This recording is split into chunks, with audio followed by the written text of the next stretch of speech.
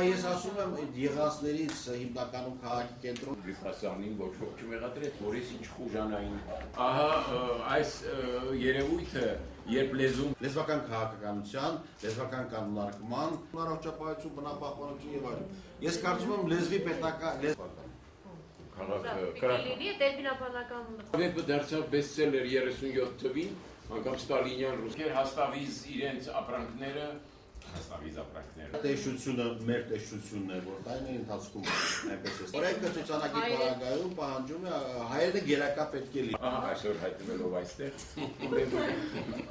Նակավարումը կոկո է, ուտում թե խաշ։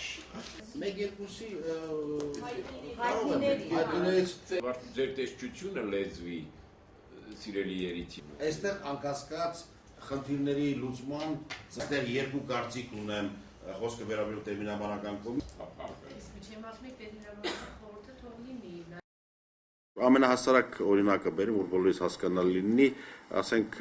ապետ ավտոտեսուչը խախտման համար, ակնհայտ բացահայտ խախտման համար կարողանում է տուգանել վարորդին, հետիոտնին, մեկին մյուսին։ Օրինակ մենք հարց ենք տալիս, ինչու ակնհայտ խախտումների դեպքում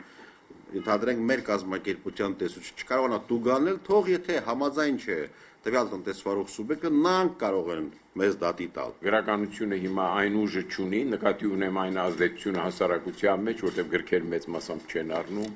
մնացել է երաշտի, անջրդի դաշտ է հիշեցնում բայց գրական ճաշակը նաև հզոր պատնեշ է ամեն տեսակի խախտումների,